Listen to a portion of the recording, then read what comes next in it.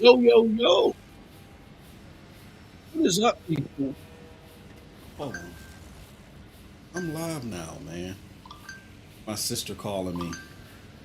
Line call. Hold on one second. I'm live now, little sister. Come on.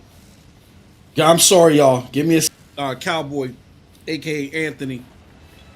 Shout out to him. Shout out to the panel. Definitely check out the show, man. It's fantastic stuff to get a lot of good content creators together to talk about our experience with things, man. I'm gonna do the same thing here. I just got to do it individually because here's what's happened. It was determined that she had to go in for surgery ASAP. Now, I didn't expect the surgery to happen until Monday, so we were surprised to get the notice that this weekend, or really this morning, that they were going to do the surgery. You know what I mean? Campbell, took care of that. That took precedent. And the surgery went fantastic. By the way, she has to get another one on Monday. It's a minor one on Monday, and then that's it. She comes home um, after that and goes through some recovery and some other things, and she'll be in my hair for a little bit, a little bit longer. Parks, George Washington Carver, all the peanuts. I want to get past that. I think Black History Month, we can talk about those that are making history now. Okay. And when I say making history, we all make history in some way, shape, form, or fashion.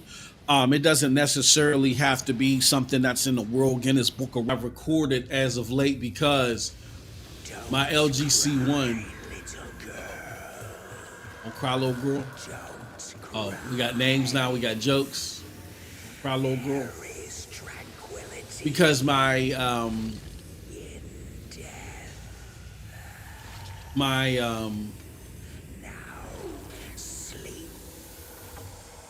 sound a little creepy.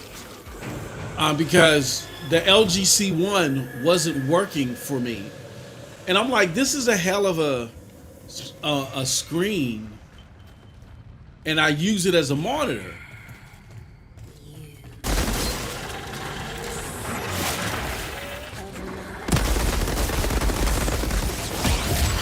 Woo! Stopped him right in his tracks. Come on. Oh God.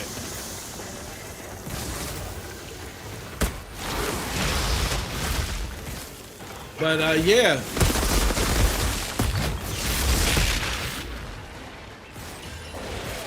Ooh. Oh, I didn't even realize I had that. I don't want to do the cliche, Malcolm. I don't want to do that. This is what we're going to do. Again, we're going to talk about my history while playing this game. I really appreciate this game. I love it. Here's the thing, though. The LGC1 was giving me some difficulty. And I found out that it was a little option known as tone mapping. They got so many things going on out here that sometimes to use like the source for you to provide some better tone on things than the display trying to figure it out itself. If what I'm understanding is right. And for cloud gaming, at least, it's not the best option. Causes like some ash and some blurriness. And shout out to the people out there on Twitter, man, who were helping me figure out. Oh, Jesus! Jesus! I couldn't see. All right, I'm gonna have to fix the lighting on this because I did come up with a fix, but the fix is not accommodating the black levels that are obtained with this game. So display, just I don't like turning. Here, let me do this. You guys can't see this, but I might have to do it here. on the display. I was listening to HD TV guy or whatever the heck his name is, and he was like, "For your display, you to get 200 nits, you gotta do this." And I'm like, "Too dark, bro. Dark. Made me feel like I'm battling in midnight. Everything's midnight." All right. So the brightness.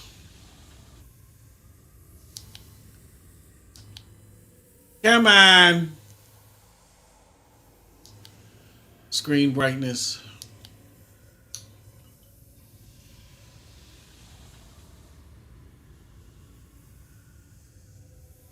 Turn it up to 60. I think I like 61. Okay, let's turn it up to 61. Just a little too dark. Another thing too that I think is leading to my problems with the brightness, that they tell you, okay, that's good. Maybe a little bit too. And you get it to work as a TV monitor. It's a hell of a display that works fantastic. You can't beat it with a stick. But if you can't get it to work, then it's more of a nuisance than it is. Like, and I just sold a monitor that had nowhere near as much color depth, gambit, color gambit, all that stuff. Come on. Then this monitor does. But it would play my Stadia games, but no problem. And I'm gonna tell you another thing too, is that there's something going on in the settings of the TV to where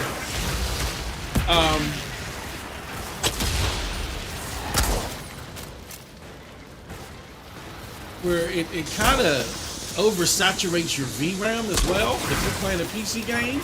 I don't know if you guys have noticed that, but I've been playing.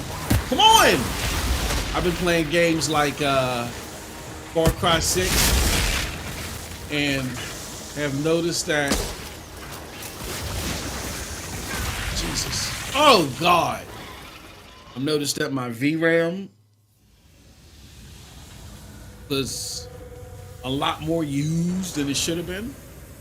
All right, so let's do this. Let me fix this again. Let's go back here to the screen settings. I know y'all are like, dude, get it together. Okay, advanced settings. Y'all can't see none of this. I'm just talking to myself, really. Color, brightness.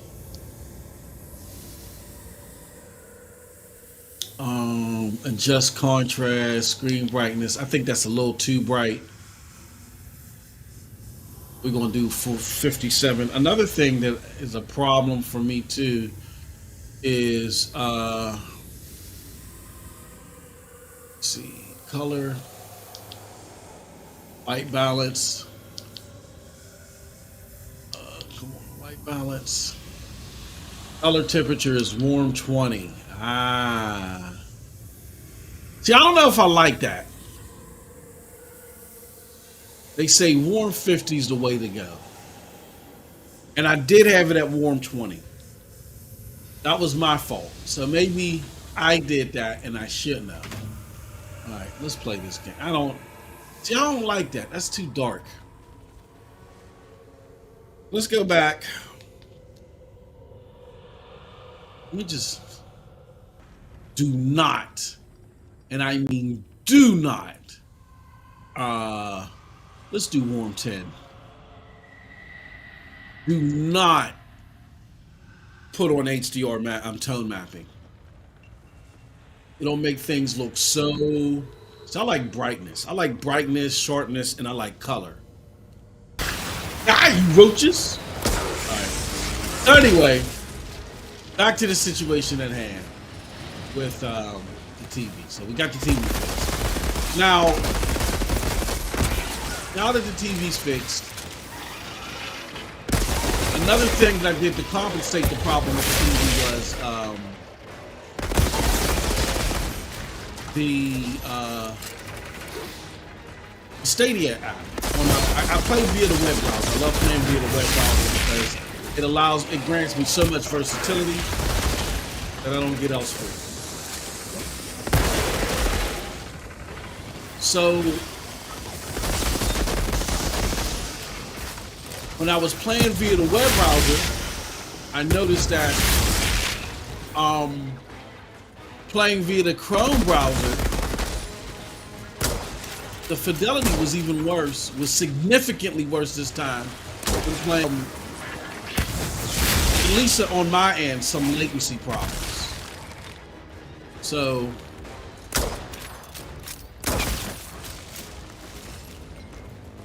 I finally beat it. I think I finally beat it, y'all.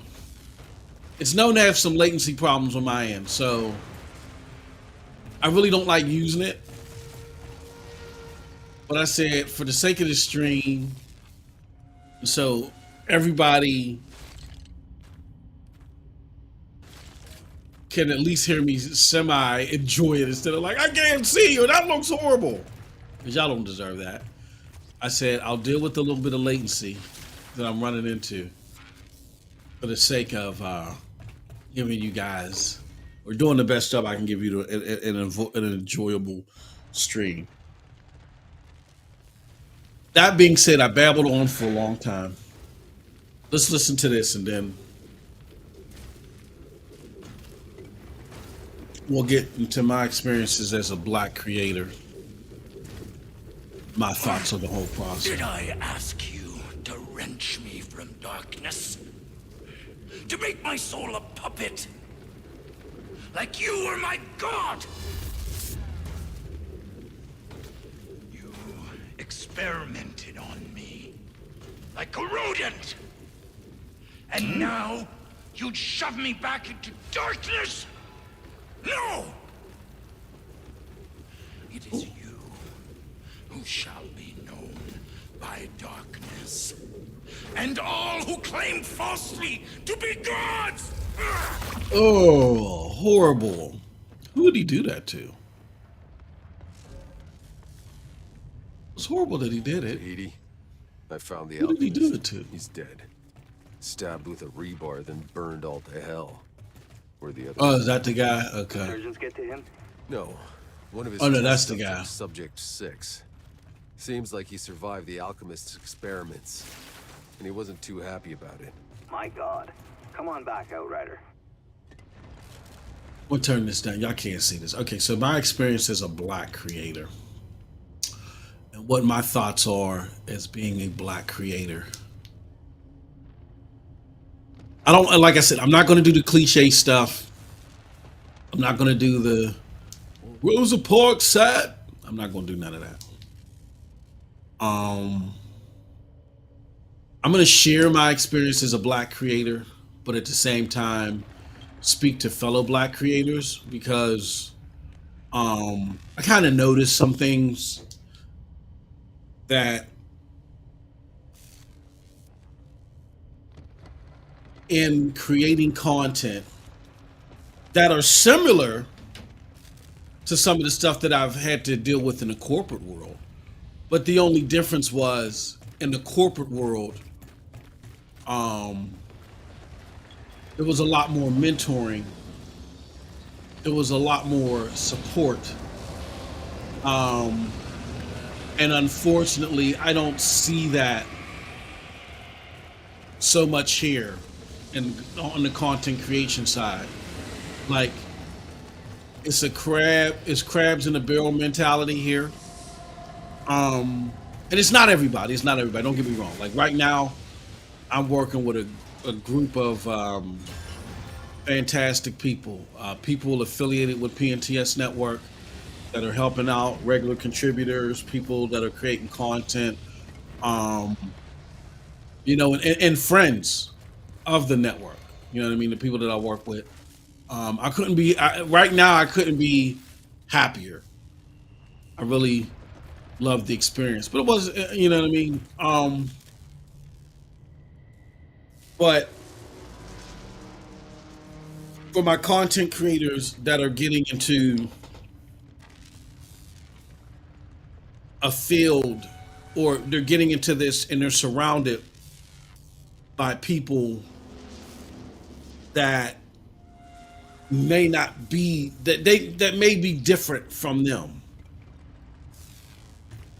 Mostly, not all everybody, mostly, because as a broadband bully and coming in through the quote unquote crumb side, I never felt like a minority. You know what I'm saying? Like I always felt like that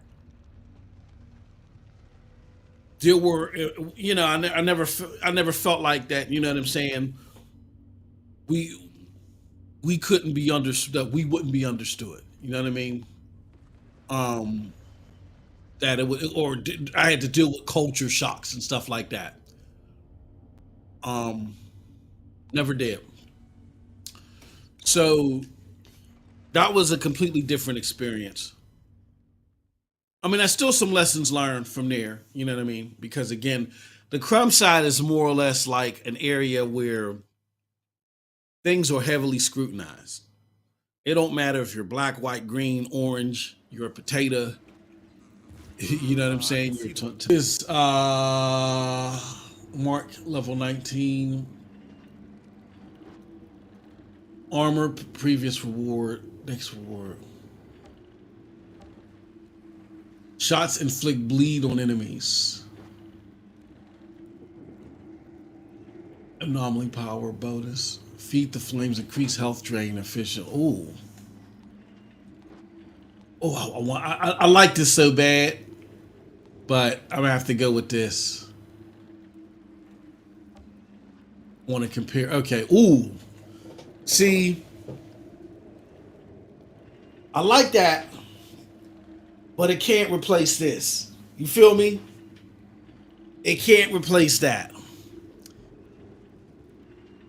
I like that feed the flames though, but that's only a 1 power. Ooh, this is a feed the flames too. Okay.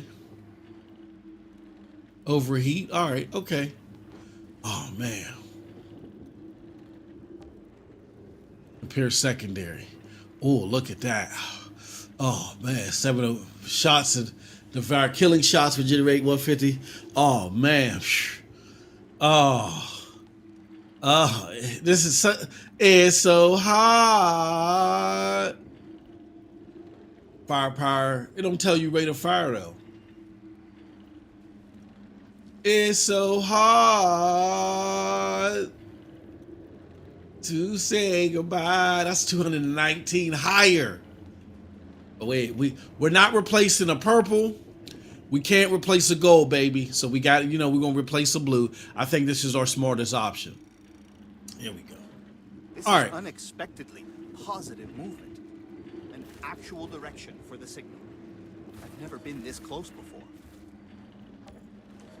Hey, tier 2.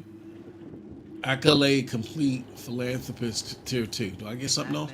All right, so yeah, so the crumb side is a little bit different where and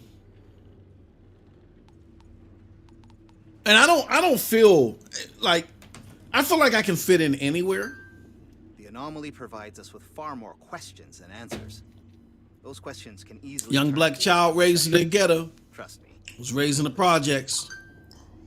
I was raised in the largest projects in Pittsburgh. You know what I'm saying? I feel like, and then I went from there to becoming a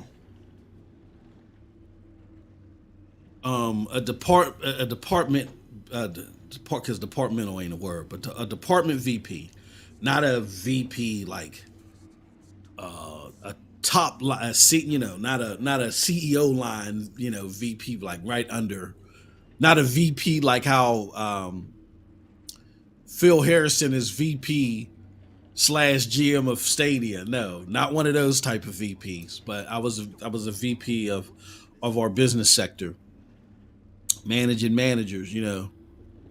I didn't go to the biggest college in the world. I went to a Corinthian school. You know what I'm saying? Which Corinthian schools all over the place, and they're a satellite of colleges that give accredited stuff, but they're not Duke or Texas A&M and all that other stuff. So a kid with public school, Few years of Catholic school, but mainly public school education from the ghetto.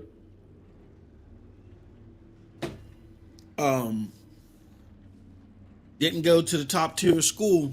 I just worked, observed, and learned my way essentially to the top. And it wasn't some of the stuff I gotta sell. It wasn't always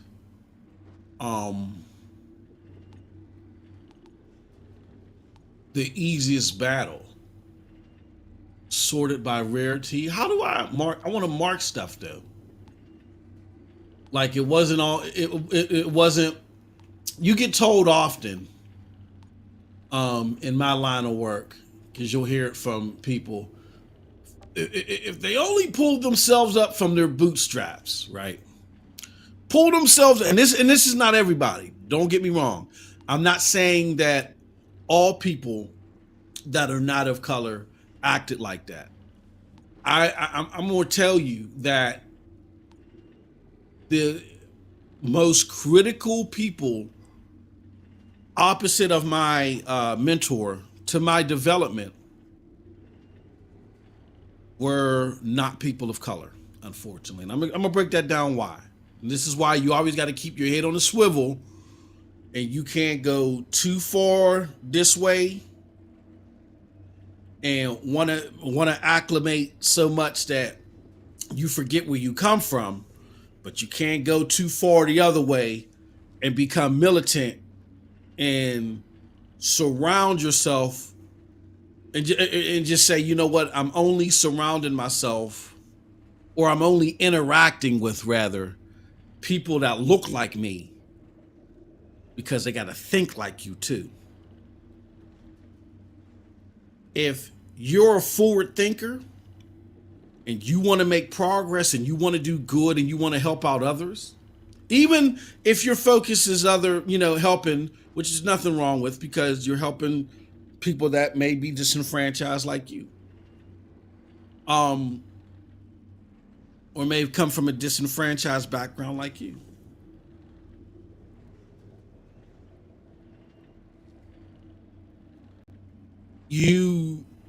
There's nothing wrong with that.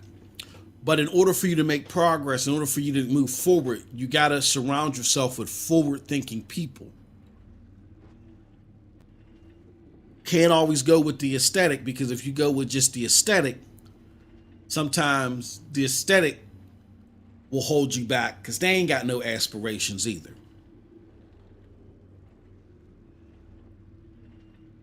I always say to people, you can go, your goal may be to go and feed the hood, but everybody from the hood may not be on the truck with you when you go get the food. Because you're going to have some elements. Oh man, is this truck going to be big enough? Oh man, who'd you buy this truck from? There's going to, because they're coming from a state of mind where things just don't happen. So you just make do with whatever's thrown at you. You know what I'm saying? And when you don't think that way, when you were like, no, I can make do, I can make something happen out of this. No, you can't. You get to know you can't. Some of you just got to leave there.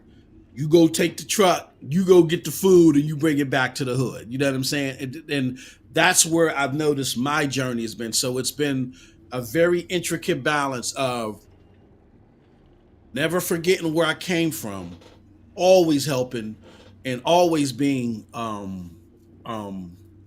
what do you call it? Always being, what's the word I'm looking for? Always being noticeable and seen. And always letting people know where you came from. Yeah, I may talk about my years of experience, Fortune 500 and all that other stuff. That's just so you on the other end of this know that I'm not feeding you a bunch of BS. I have hands-on experience with this stuff. But it was a little kid from the ghetto plucking roaches out of his cereal bowl that first started with the lemonade stands. When my friends wanted to go and was like, because they felt like there was nothing else that they could do. There was nothing else entertaining or obtainable that they could do. When they felt like going into abandoned buildings and breaking down stuff and, you know, just doing mayhem and ruckus. I was like, nah, I'm going build me a lemonade stand. You know what I'm saying?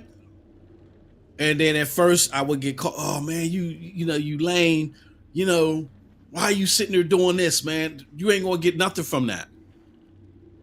And there's a big theory that I always run off. It's called delayed gratification. I love when people tell me something ain't gonna work, something ain't gonna happen. And because they can't get, I always use this phrase, the first 5 minutes of now. Because they can't get out of the first 5 minutes of now, they're like, yeah, that ain't never gonna happen. This ain't going, this, that, right? And I just ignore them. And they get mad when you ignore them. Oh, you think you better than us? No.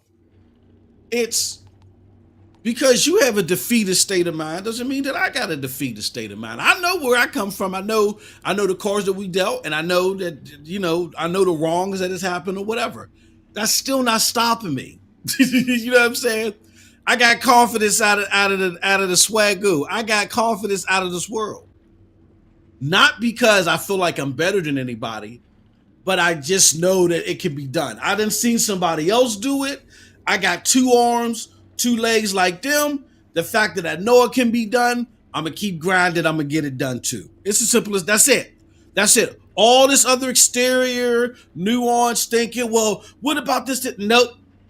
I saw it done. I'm going to get it done. That doesn't mean that along the way, I'm not going to recognize and footnote the injustices and the wrongs that have happened, because they've definitely happened to me. And it doesn't mean that we're going to take light of them.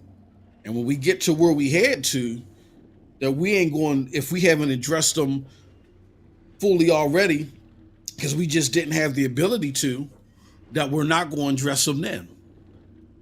Doesn't mean that.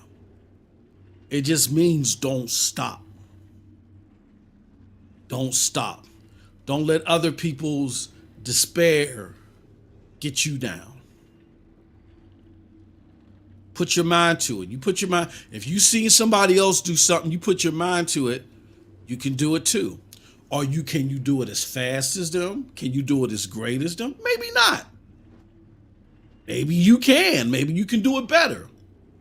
But it can be done. That's always been my mindset. Always. Nobody, I can't tell y'all the company I'm working for, but nobody with my background has ever been able to accomplish what I've accomplished. I didn't go to no big time school. Wasn't raised in no middle income suburb.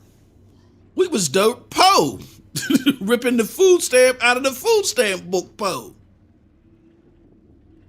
Like I said, me and the Roaches was fighting over who's going to get the first bowl of Rice Krispies. That's my background. Gang infested territories. Looking out my project window and seeing my friends or family shooting up the block. You know what I'm saying? That was my atmosphere. And I didn't give up. I remember one time, I know I'm pausing the game. I got to figure out which of these items I'm going to get rid of. But I remember one time I was talking to some of my colleagues. And they didn't want to tell me about this joke. But I found this joke. They were passing around this email with this joke on it. Now I have a good friend, Italian cat. We're gonna call him Joey C. Joey C was like, yo. He used to call me Debo at work. Debo.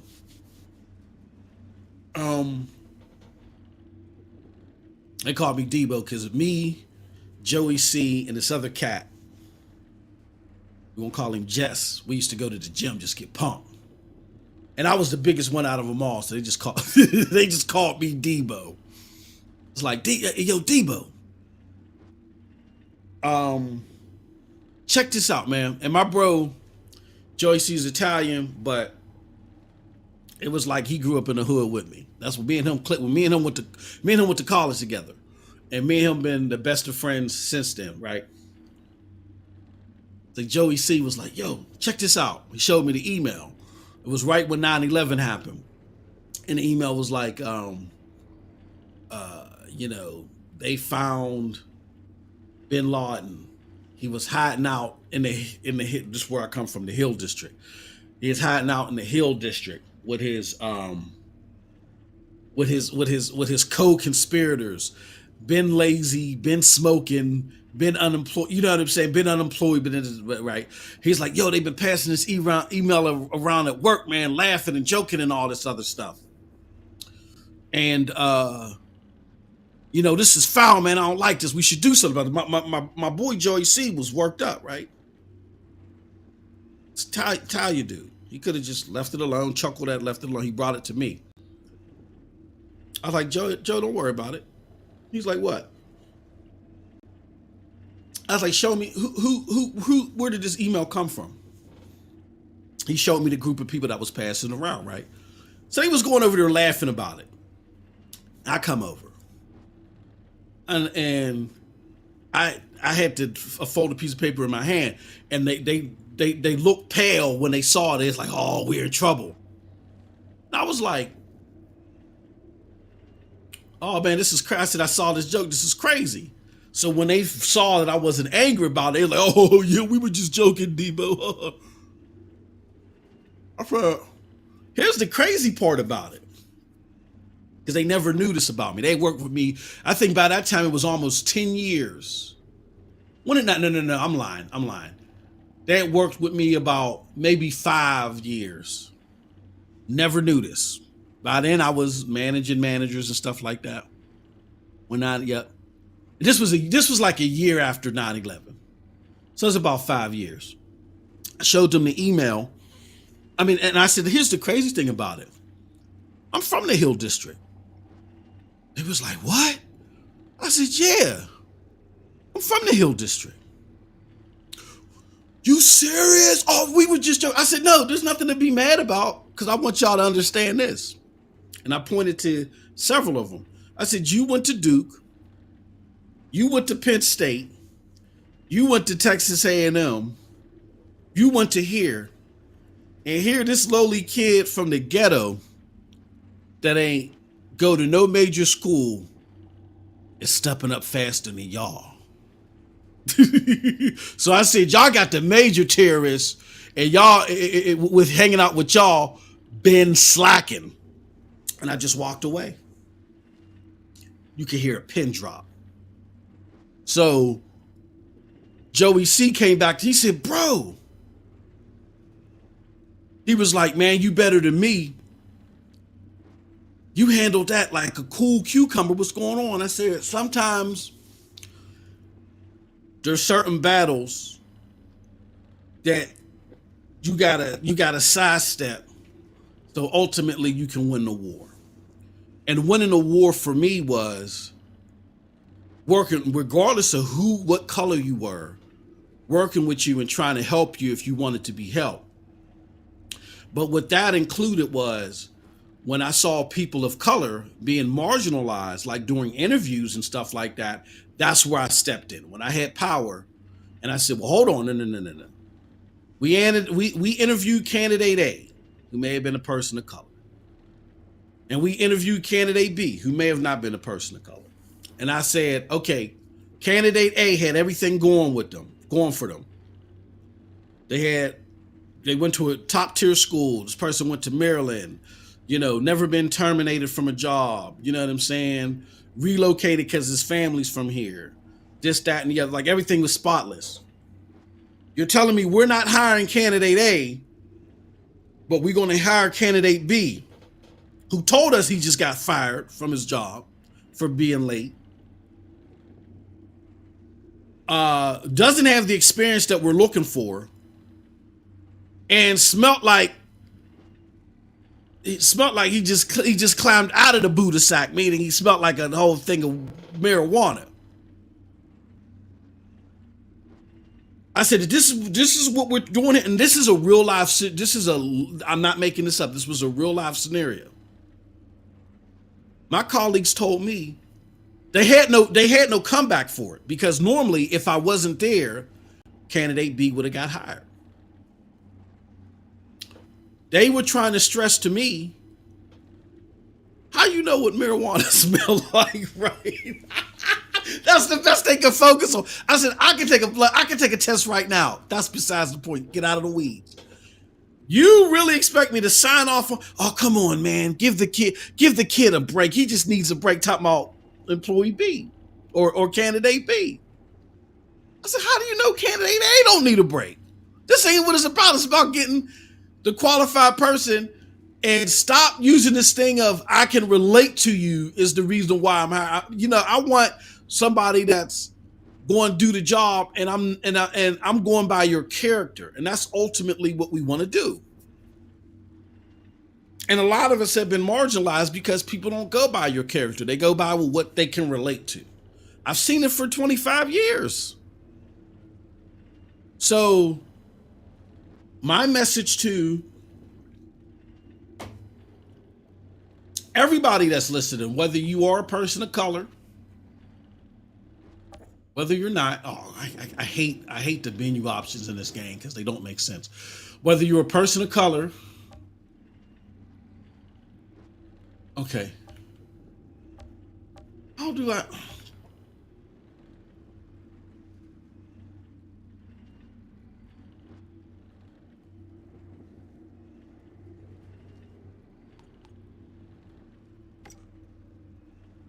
Oh my God.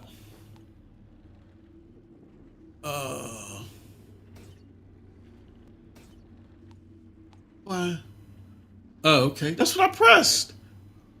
Whether you're a person of color or you're not. I want to say to my peoples that are not, because there's a lot. I've had many conversations with people about this.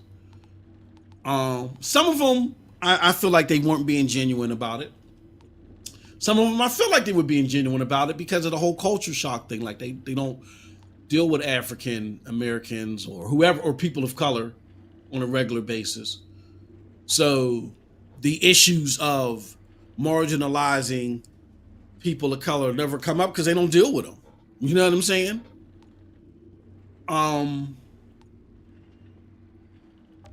So they honestly, they aren't the circles that they be in. They honestly think there's nothing going on. They think it's a thing that's being over exaggerated or over dramatized. Those people are genuine about it, and they're just ignorant. And when I say ignorant, I don't mean ignorant in a mean way. I mean ignorant like they're not knowledgeable of what's going on out here. But for those of us that have experienced it, that have seen it on a daily basis, it's real. You know what I mean? So for my people that are not of color, just trying to understand. And I'm not one. And again, I'm not one for just saying because someone's of color, make them CEO tomorrow. You know what I'm saying?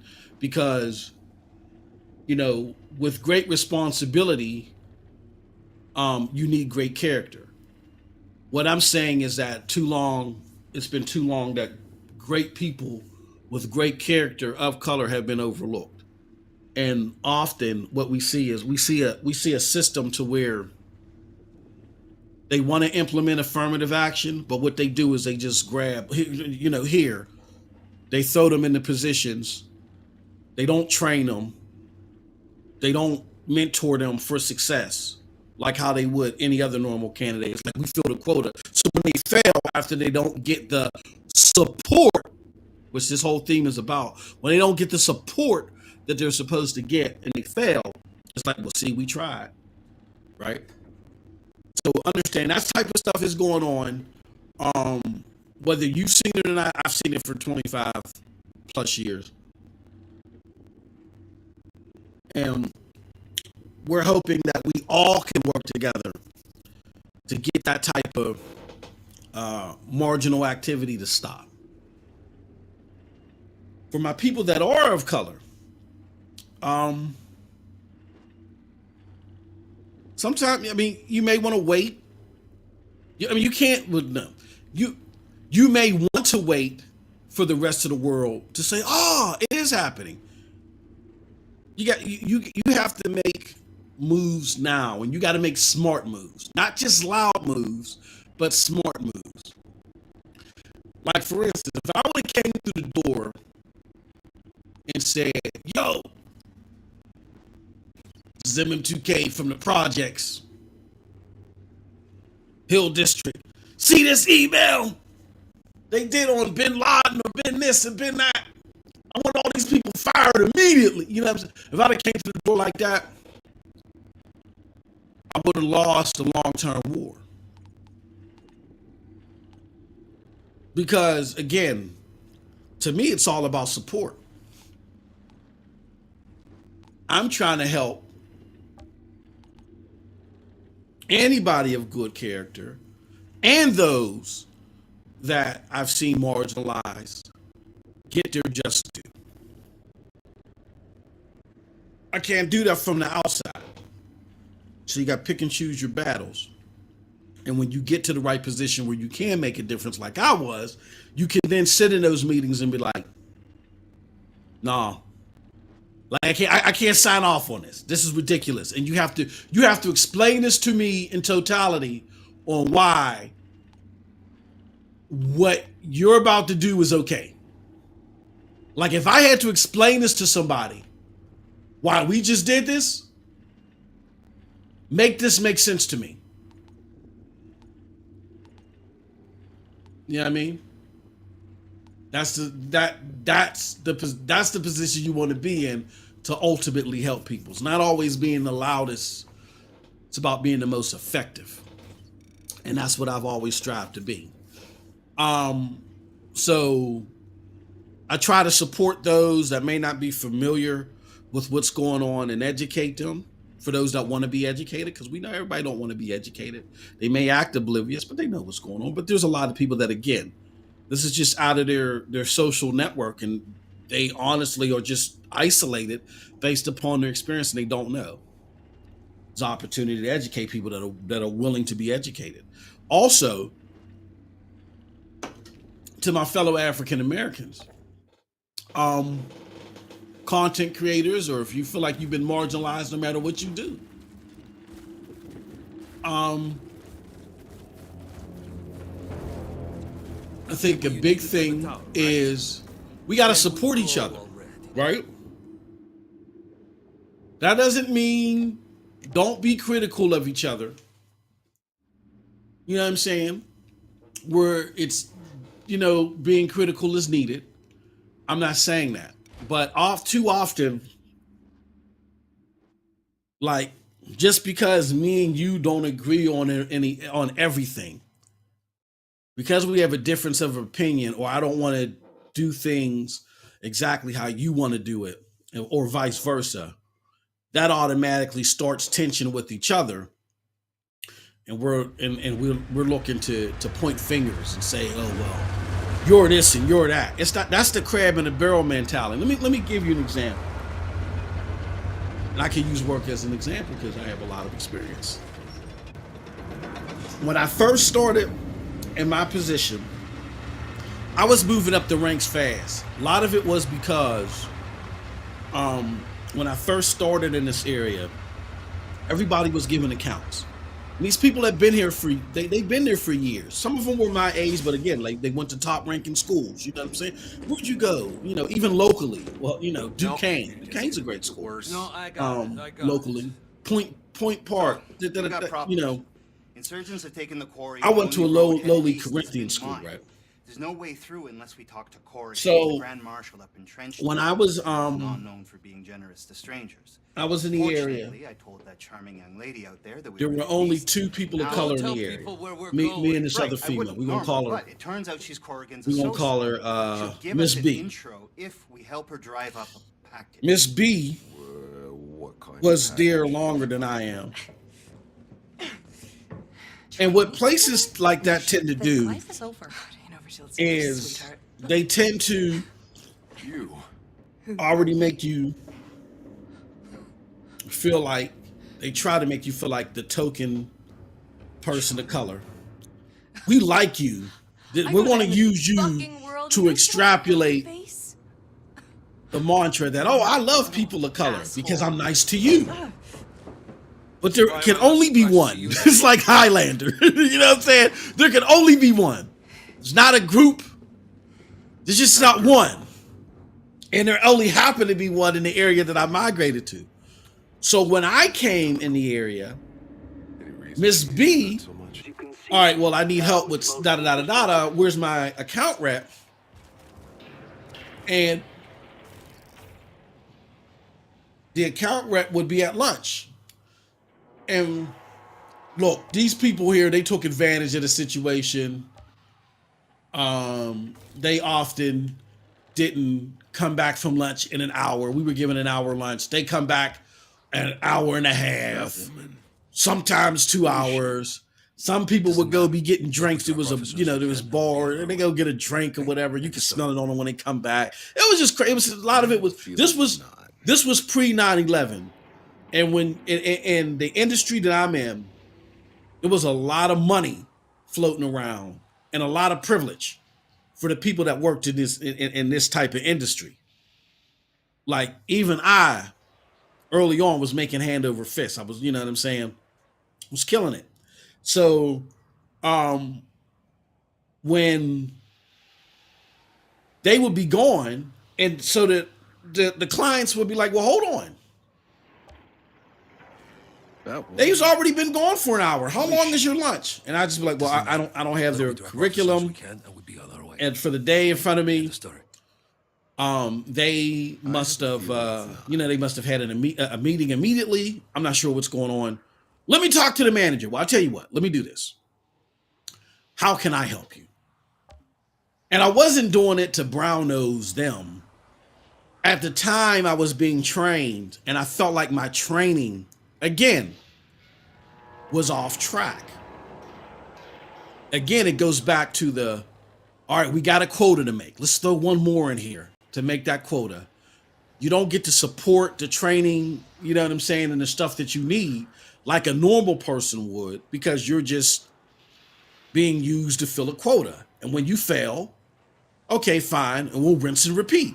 And what happens is those people of color stay marginalized because they never grow in ranks because they're not trained properly. So whenever you bring somebody of color in, their status is only 6 months to where everybody else gets to get a tenure of years. And you see what I'm saying? And I'm not making it. This is how it was working. Miss B, the person that was quote unquote the floor token at the moment, she was able to accelerate past that. But I was accelerating past that as well. And I saw I could separate the forest from the trees. I'm not getting trained properly. Like, no, I can do this. So what I did is, when those people would take those extra hour lunches and go get drinks and stuff like that, I would handle the work for their accounts. And to them, and they wouldn't mind because they didn't want to do it. And I was looked at as like, oh, he wants to be accepted so bad. Let him do it. Let the new token do it, right? But that wasn't it at all. I just simply wanted to fast track my training, which wasn't going anywhere. Because I knew I could do better than what they were showing me. And I figured out that was the best way for me to do it, right? So as time went on, the clients would contact the managers on their own and say, you know what? I could never get a hold of so-and-so. Like, they're always out to lunch, they're always away from their desk. I have critical issues to talk to them about, and I can never talk to them. But this new guy that's up there, I love dealing with him. They would send stuff to my manager, who my manager was ignoring it and wasn't doing anything with it because he fit into that whole ecosystem of where, look, we're just filling a quota with these people. And we're not gonna take this too seriously. Like Johnny and whoever else, I'm not going to make this guy look good over John and get Johnny in trouble. This is my team. This is the way it was being approached, right? And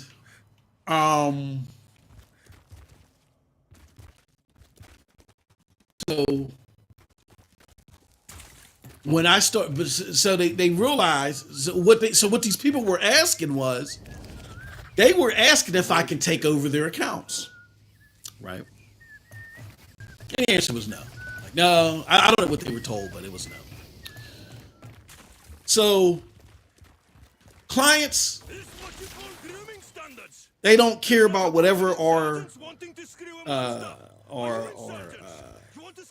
what's the word I'm looking for, y'all? They could care less of how our inner workings were, what our culture was. They want to get their ish done. So what the clients ended up doing was they contacted my manager's boss and was explaining to him what was happening. And I remember because we hardly saw our boss come to our area. I mean, my manager's boss come to our area. And I remember one time he came over. He asked because I sat close to my manager. He asked my manager, can I see you for a second? They were gone for about a good 15, 20 minutes. And only he came back. Why bother? And he said, I need to see you. Come with me. And they came and got me. And they was like, look, we're going to give you, we like what you've been doing. Client's been calling on the dial zero phone. You've been helping them out. That's great. Thank you so much. If they weren't getting the help, we could really be in a fickle. I said, no problem. They're like, now, normally we don't fast track people this fast, but we got a client that's missing an account rep. We're going to give it to you. So we're just going to give you this one account. And if you can make these people happy, then things will look good for you. I said, no problem. I said, and I told the boss, I said, I'm not trying to sound cocky or anything like that, but I really feel that you don't have to give me just the one account. You can give me a couple of sensitive clients because I know there's a whole drawer full, and then that's how account reps had a drawer assigned to them, and then one account rep would leave, they would get somebody else to cover their drawer. Very rarely would they split the drawer up in entirety, and give it to other people. They these are accounts that they handpicked, and they said, okay, these need to stay together because they need to be handled by a certain person with these qualities, right? I said, out of that drawer that you're pulling this one client out of, and you got my manager, and the managers would have any drawers that were vacated until somebody took over, the manager would have to do it, right? So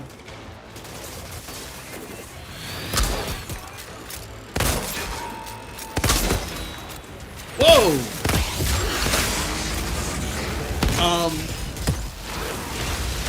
So when I said, look, I know there's that whole drawer over there.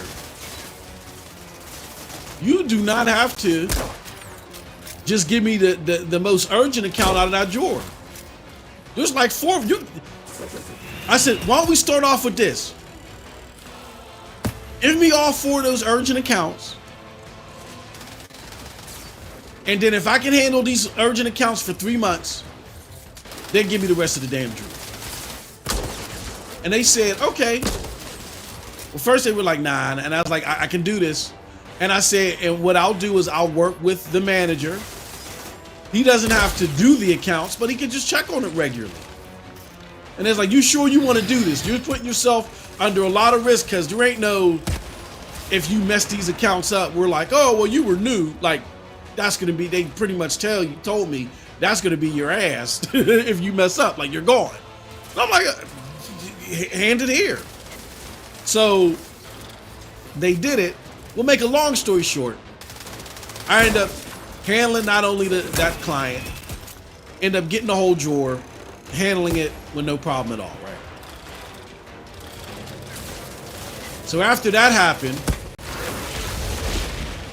just like my manager's manager, the big boss said, if I did right by them by handling those accounts appropriately, they had something in line for me.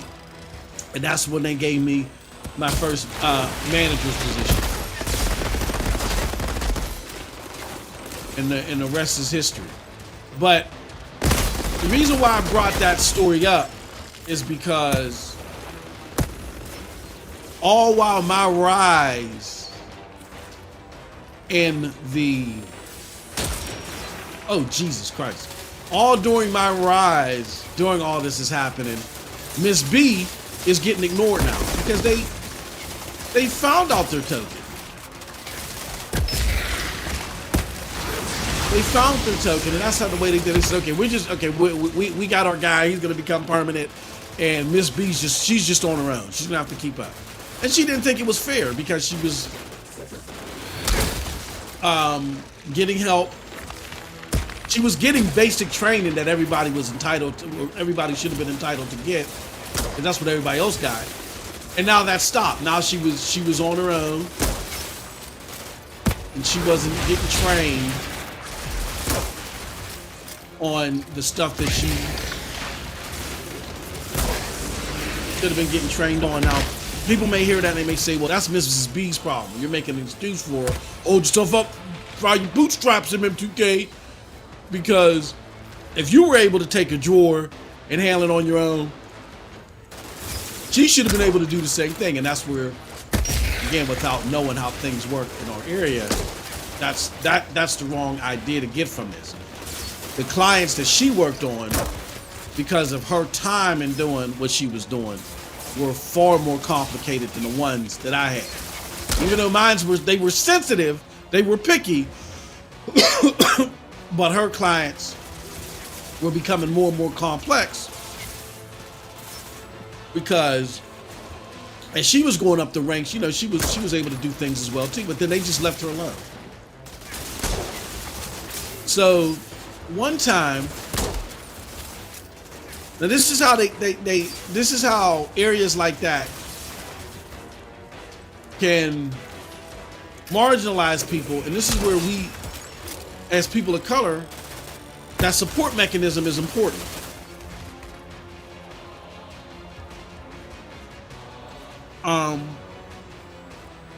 Because it's kind of like the feeling is we want y'all to battle each other for the spot, even though there is no spot. We both can make it because there's open account requisitions for both of us. But it's like you silently know what's going on, person of color. So you two are going to fight each other for acceptance, right? That's the way that it is. It's nothing. It's no rookie thing that I can see people now. Oh no, maybe it's just a rookie thing for no, because even the newer people that did not fit under our classification, they weren't even treated like that. They were given thorough training, all that stuff, right? So,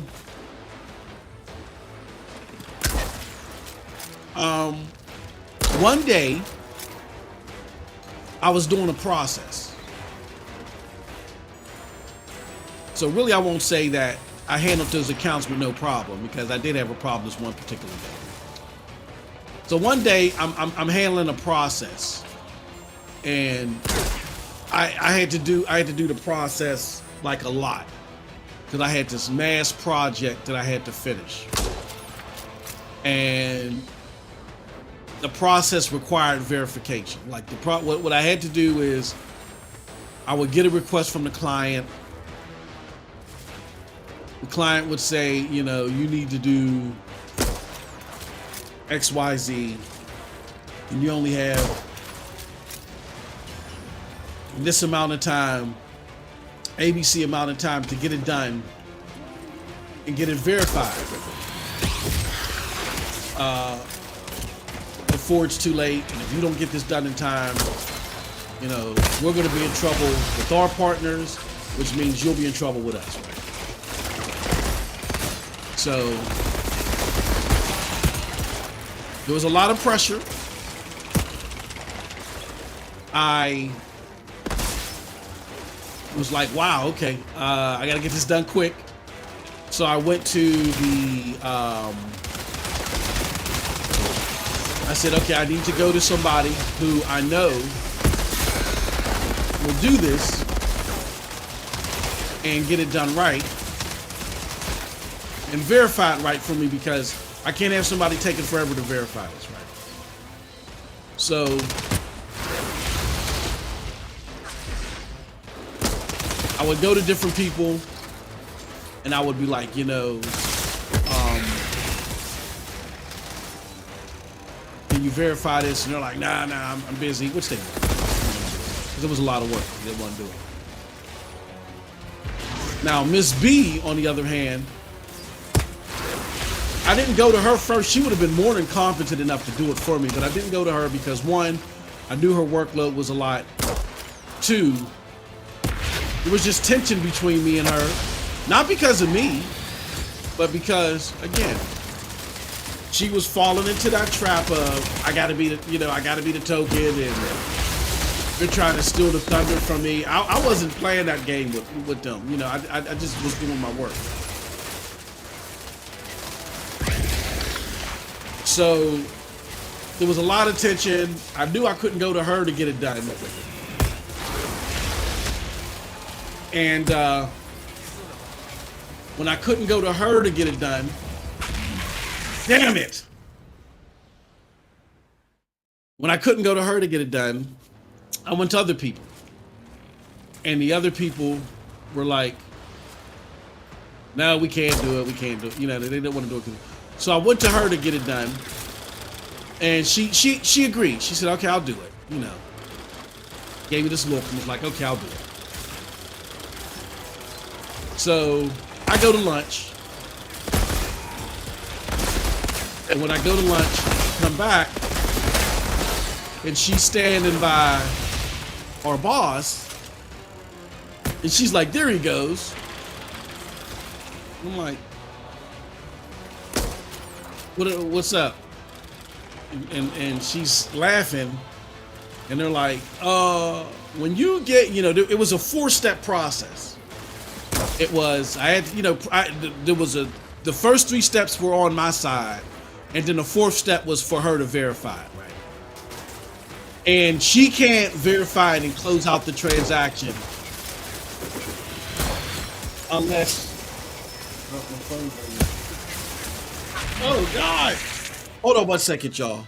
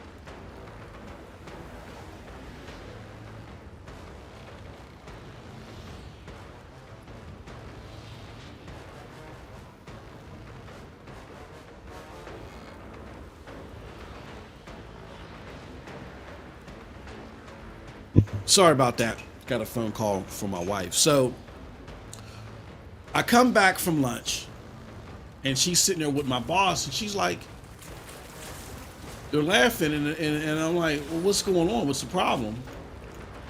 And they're like, well, this is a 4-step process and you did steps 1 and 2, but you didn't do 3. And I said, oh, okay. I was like, yeah, I was rushing and you know, normally I pay close attention to detail, but I made a mistake and I own up to it, you know. But it was like, it isn't normal for what we do to where, especially if someone had like a large batch, to automatically run to the manager. Like I wasn't training anymore.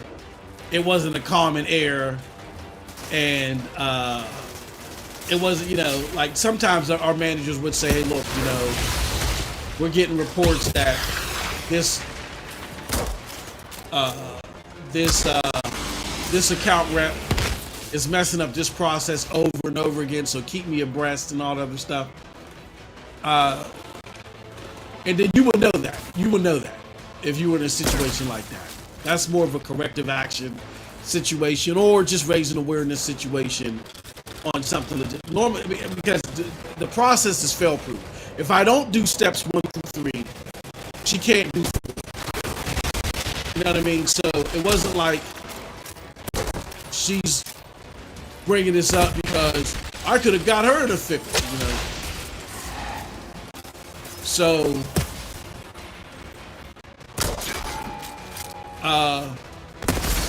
I'm like, you went to the manager?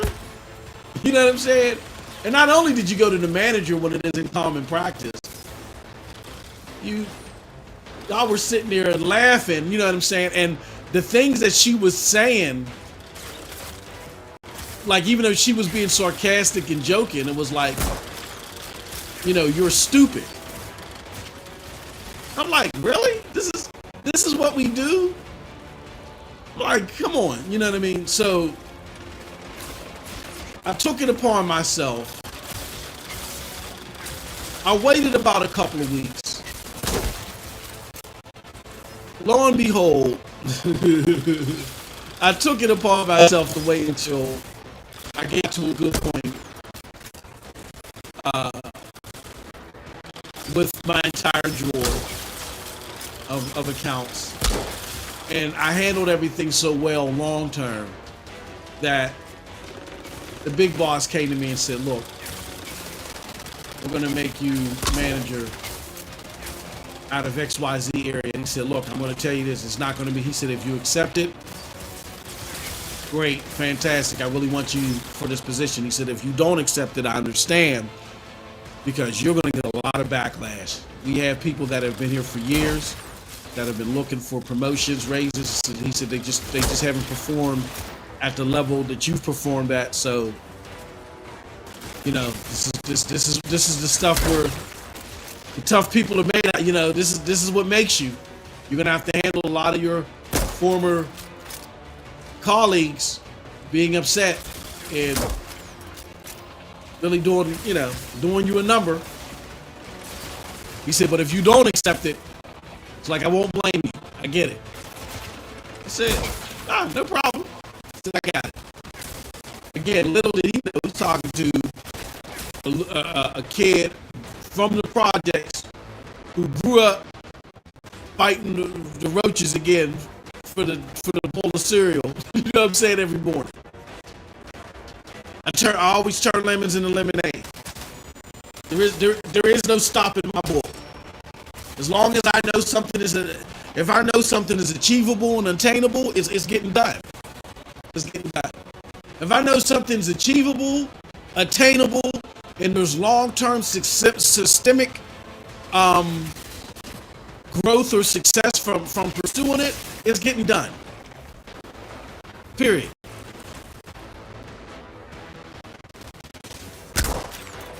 You have to show me empirical proof that such doesn't exist in order for me to stop. Because I've been dealing with people all my life that have been saying, you can't do this, or that's not achievable, that's not obtainable. No, you don't feel confident enough in yourself to feel like you can do it. That's a you problem. That's not an M2K problem. And it's not because I'm better than anybody. If you had enough confidence in yourself, you would be able to do it too. You'd probably be able to do it better. But I don't think my 2 hands, my 10 fingers, my 10 toes are any less productive than yours. You're not going to tell me what I can or cannot do. And don't get me wrong, I don't just jump into anything. I do my due diligence. I do my research. Those of you that follow my content, I know I do. After I've done my research, kick the tires on everything, and got a firm understanding of what I'm dealing with, I don't stop until it gets done. And you have to show me emphatically that, okay, maybe what I thought would be obtained from it wouldn't be obtained. You don't have evidence on your side, just conjecture and what you think, then I'm like, okay, that's cool. Glad you feel that way.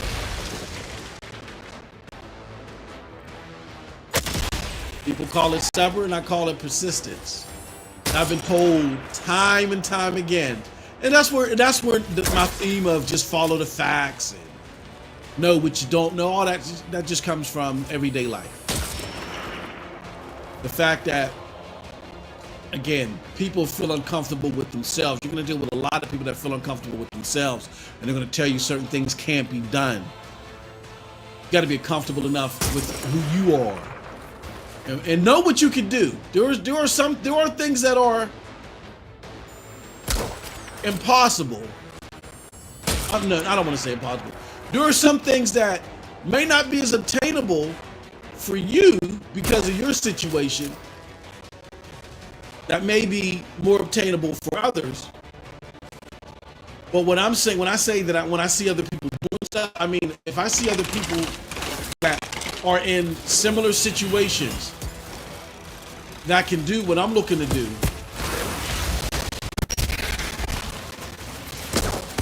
you're not telling me I can't do it. That's not happening. And I'm not just falling for it. So, when I finally got that manager's position, I'm gonna bring this all on home. When I finally got that manager's position, and everybody was mad about it, I said, I'm only gonna talk to one person.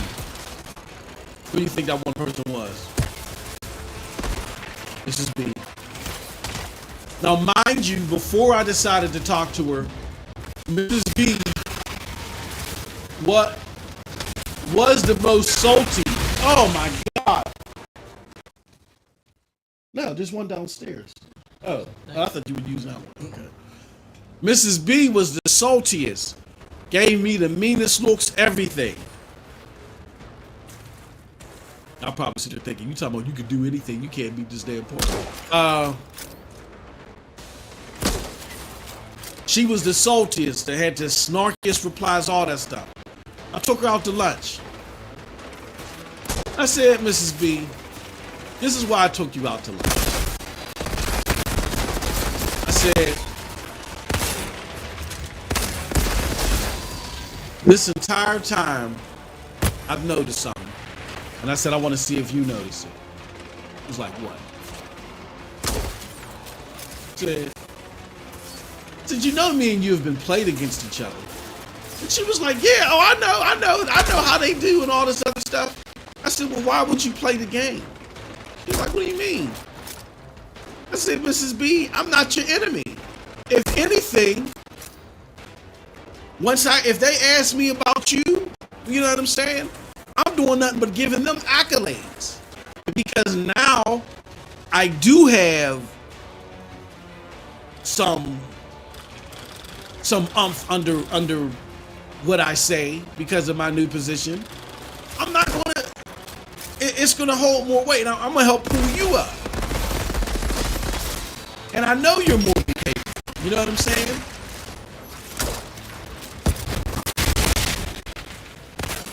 I said, Mrs. B. I said, I'm like, why are we at each other's throat? And I was never at her throat.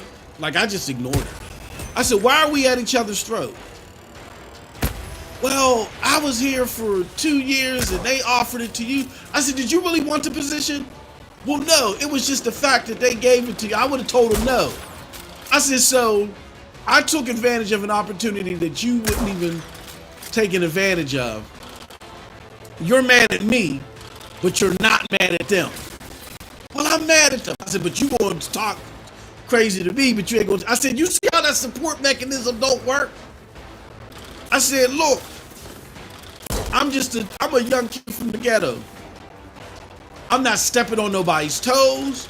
I'm just working hard because I've always had to make $1 out of 15 cents. Hell, I had to make $1 out of 15 dinar. You know, the 2 Canadian nickels. Nothing against my Canadians. I love y'all. But I've never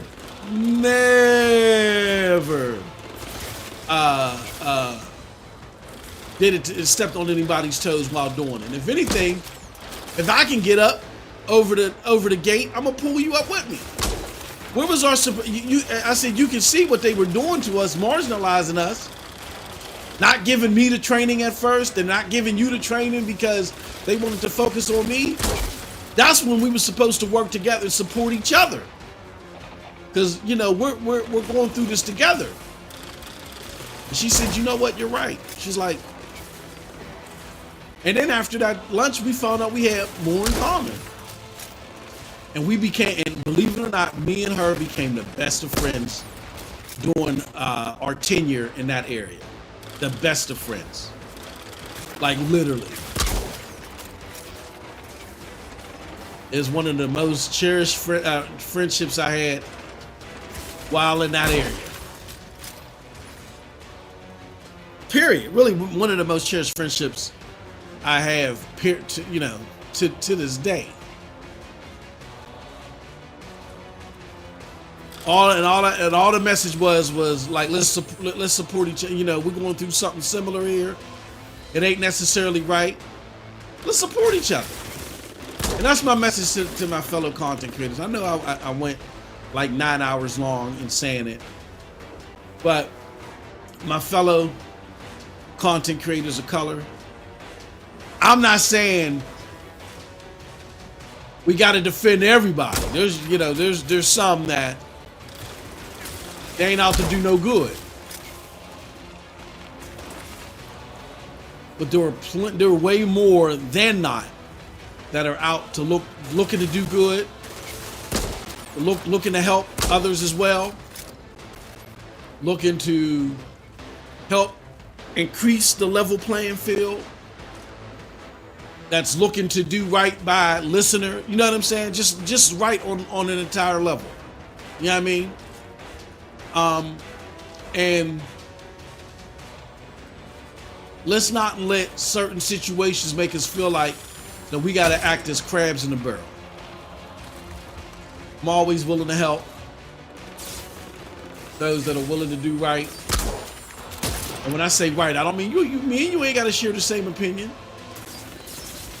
But if you're looking to do right by others, that's somebody I want to see grow. Even if you got to get certain things before I do, because I'm looking at the bigger picture. You know what I'm saying? Golly, man, this lag on this app is killing me. Y'all know me. Normally when I'm playing this, I'm killing it. I ain't got to do all that swaying and get a precise shot. Yeah, man. Big time story that I wanted to tell, that I thought it was key.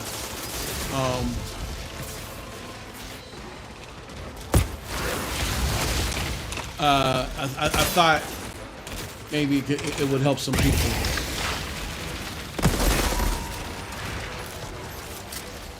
And kind of understanding a little bit of my background and why I approach the things that the way I do. You know what I'm saying? I approach things the way that I do because I always feel like that we can always do better to try to lift each other up. Just try to lift each other up. Just, you know, human beings lifting each other up as a whole. But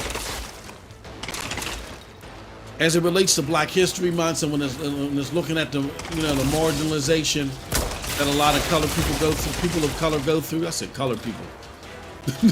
People of color go through.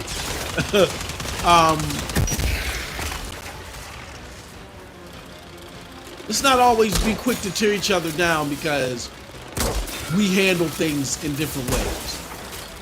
If the intent is good, if we're looking to make the same outcome as far as making progress,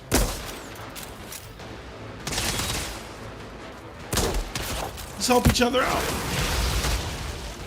Let's be a support mechanism.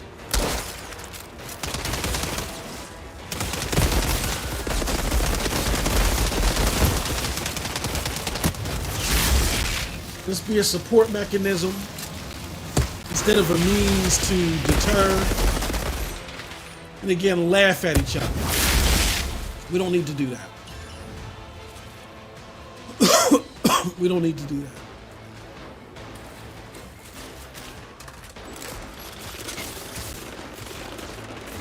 It's always good to support one another.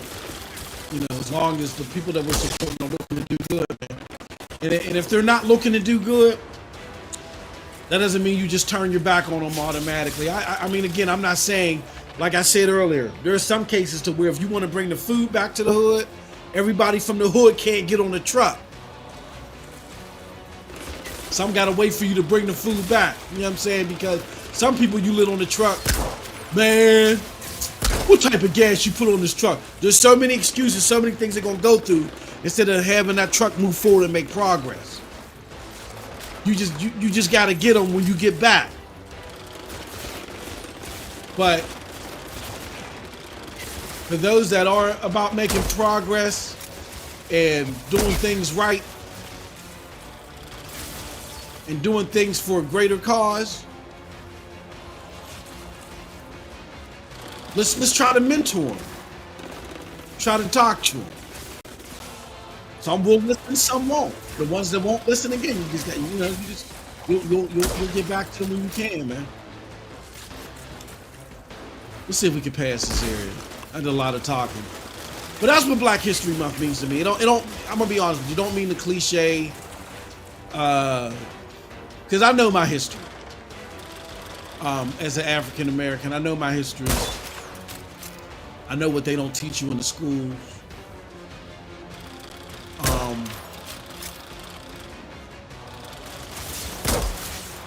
I know what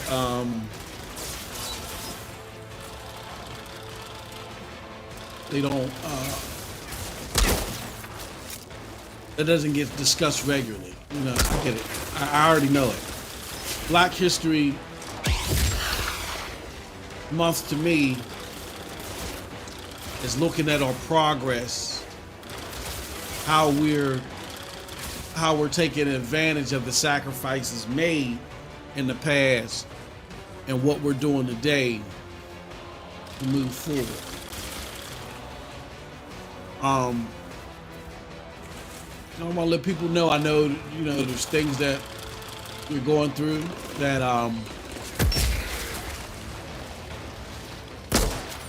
Jesus. You're like, that's not fair, that's not right. Don't let it get you down. Keep moving forward. Be smart, strategize, you know what I mean?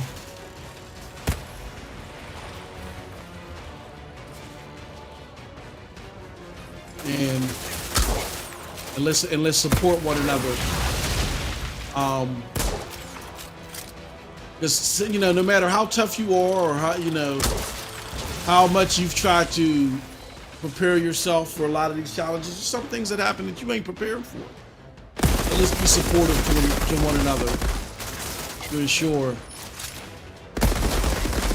that we do see that growth. Here we go, baby. I did it. So you put your mind to it. What'd I tell you? What'd I tell you? I was getting my ass handed to me. Phaser beam. Oh, Jesus. Look at that. Yeah, I think we're going to have to dismiss. Yeah, we're going to have to get that phaser beam in here.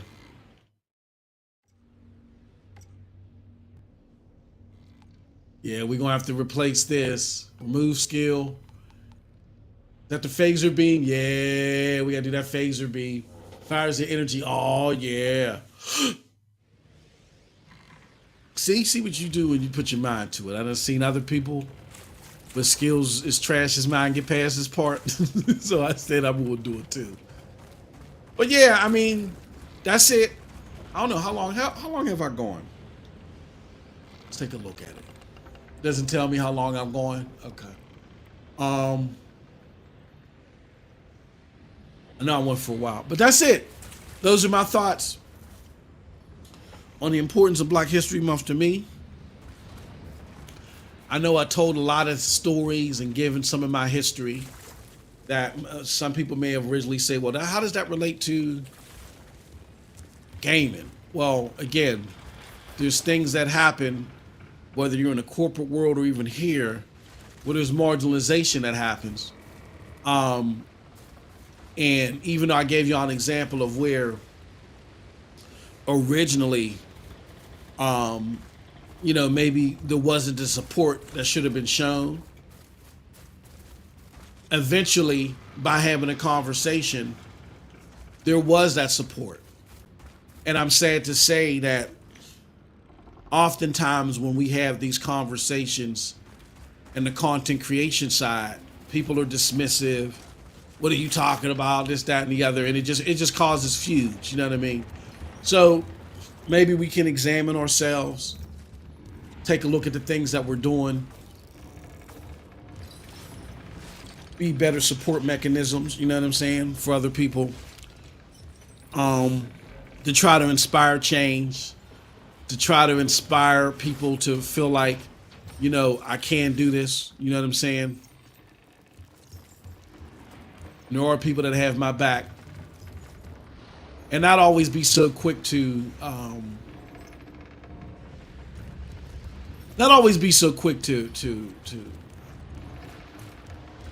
go at somebody's neck because of a particular difference of opinion or an incident. I know I get laughed at a lot of times for my quote unquote cheesy responses and signs of appreciation to people, but as someone who's been thoroughly mentored, and I want to say successfully, and to someone who also has successfully mentored some people because of the great examples that were set for me, those words of encouragement mean a lot. They can be the difference between somebody really having a low day and making a decision that day, I'm not doing this no more, to someone saying, you know what, I know you feel like you're having a low day, but I have confidence in you. And if I have confidence in you, other people may have confidence in you too. So don't give up. You know what I mean? And that could be the pivotal point to where somebody can say, you know what, it's important. I was going to give up, but you gave me those words of encouragement that kept me going, and look at me now. I really appreciate what you're doing. And it's not to hear those words because you're owed something. It's great to hear those words because you could have helped shape history that necessarily isn't your own. I remember while I was being mentored, I started off opening mail. That's where I started off at. I was opening mail out of high school. I tried a couple of things. They didn't pan out the way that I wanted them to. So I didn't go straight to college. I could have went to I was offered a scholarship to the University of Maryland, and then I had a great aunt that lived in Cincinnati, and I got accepted into Cincinnati, but not like I wasn't offered no scholarship. You know what I'm saying? And my great aunt lived in Cincinnati. So when my family found out, they was like, "Oh, you can go stay with your great aunt." And I'm like, "Come on, man. I'm an 18-year-old fella. I'm not staying with my great aunt in a high rise. No, no, it ain't happening. All of y'all that are in your 40s and 50s, that's cool. But I don't know Cincinnati. I never been to Cincinnati. You know what I'm saying? I didn't have a vehicle at the time. Like, no, we're not doing this. You know what I mean? Like, no. So I went and got me a job. I got jobs that I really wasn't qualified for on paper, but because I knew that I had a hard work ethic, I was like, I'll learn it. And at first, I was young, but I learned early. One job, it was a manager's job. Number one, I wasn't old enough to get it because they had a certain age requirement. They wanted you to be 19. They said applicants had to be at least 20. And I wasn't 20. I was 18. Lied somehow and got past it. And when they found out my real age, I got booted. And then there was another job to where I was very sly in my words during the interview. And it made the interviewer feel like I had the qualifications that I didn't have. Again, when I got the job, I killed it. And I was like 4 months in. They just did random checks on people who gave a list of certifications or whatever for XYZ. I came back on the list that I didn't have that certification. And, was released there. So my first 2 stints, it wasn't going my way. And then finally, I got acclimated to the company that I'm with now. I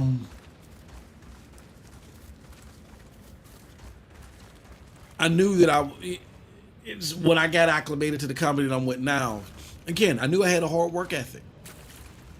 And how I started, I said, well, MM2K, you can't fast track yourself. You got to work. You got to work your way up. You may feel that you're competent enough to skip a level or 2, and you may be able to do it.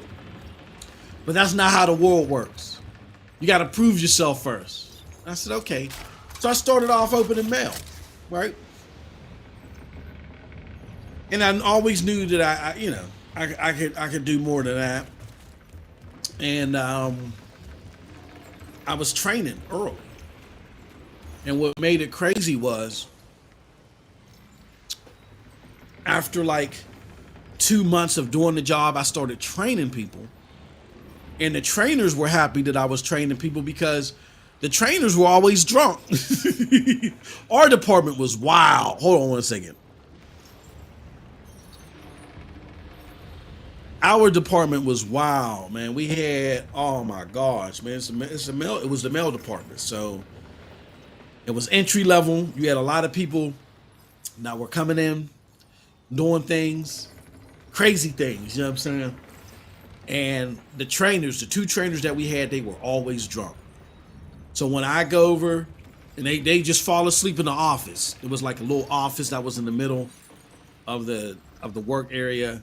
I was night shift, and night shift was just a wreck. Nobody, they just made sure there were fights would break out in night shift.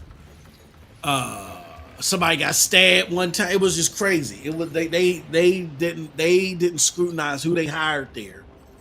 And it was just wild, right? You wouldn't believe that this was the mailroom of a Fortune 500 company. Just the stuff that was going on here.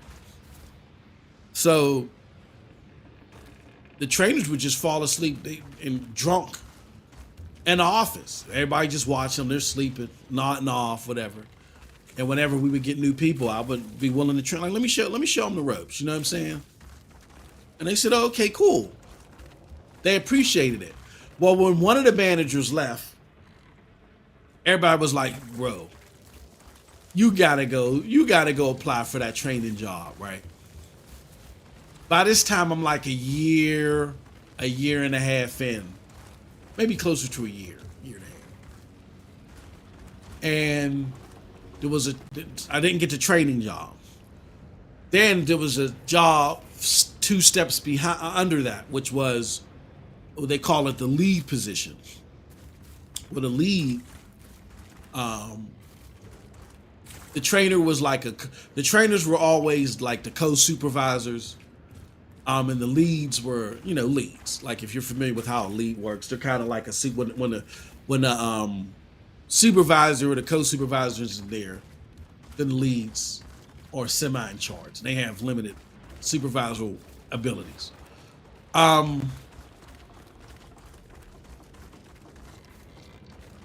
When I tried for the lead position,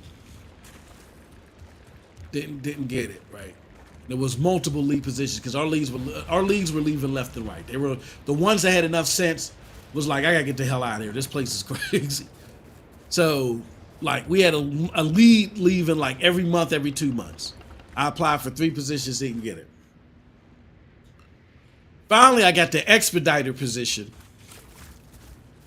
where an expediter would take mail to different areas. You know what I'm saying? And I was told, now I'm the only person, I was the only expediter of color.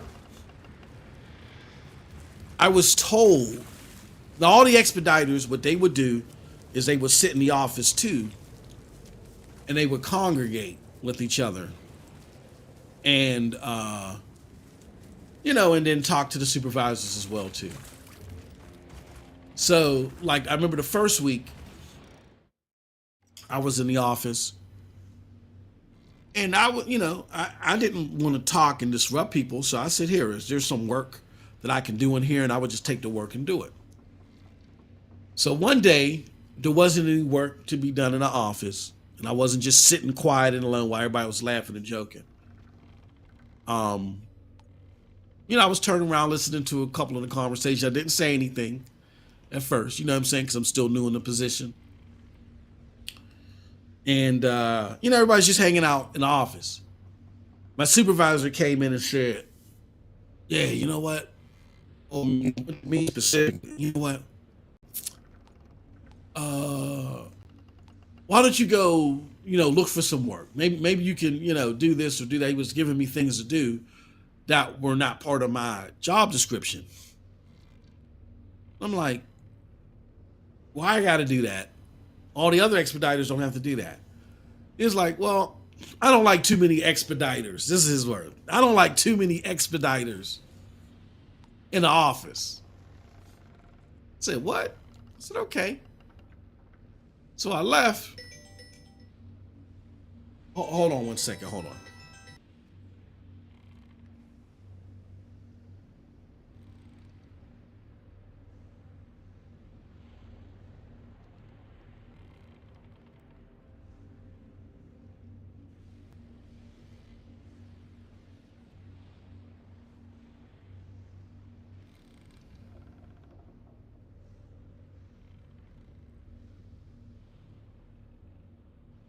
Okay, sorry about that. I knew what it was, but I was like, wow. I'm like, that was kind of blatant and obvious. You know what I'm saying? I don't know how to take that one. Well, like, okay, all right. So he just flat out just throws the black guy out of the office. 2 weeks later, we had a client walk in. And no, it wasn't a client, it was an auditor. We had an auditor walking and looking at the stuff that we were processing. So the auditor said, yo, how do you, just making small talk? And I'm putting stuff up on the getting work off the shelf right next to this guy, right? While he responds to this question. And the lady asked the guy that was the auditor, said, hey, look, how do you like working here? Anybody out there? Hello? Please! Uh-oh. Hey! Is anyone there? Did I hear something? I'm gonna come back to that because I wonder if there's something else that I could do. Okay, so the auditor lady asks the supervisor, what is it that you like? How do you like this job? I understand that you used to work here and you've been over here for about a year or so. What do you think about this job? And the guy's like, well, I used to work in the mail sorting room with a bunch of guys that, I go all, drinking and having beer with, you know what I'm saying? But coming out here and working with different types of people, it's like a big culture shock to me. Like, I don't know how to handle it. I don't know how to take it. I don't feel comfortable sometimes. I'm standing right there next to him. He says, well, no. So the lady looks at me and she's like, it's like she kind of felt bad. She was going through the motion. She was like, oh wow, okay. Like she didn't know how to respond because she's like, hold on, you're saying this in front of me. So if this guy reports us, I'm going to be implicated. You know what I'm saying? She just was going through a battery. And he just said it like it was easy peasy.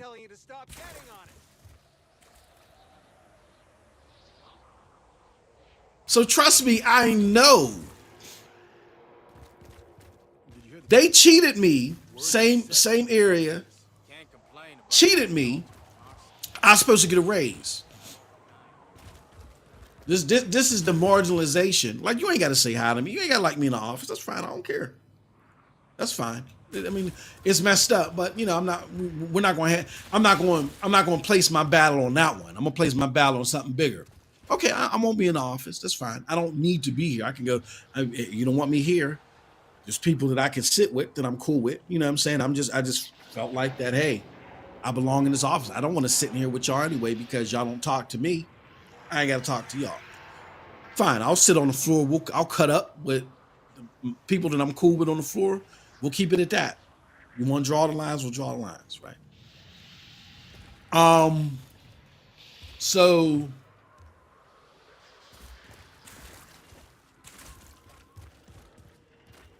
it was raise time.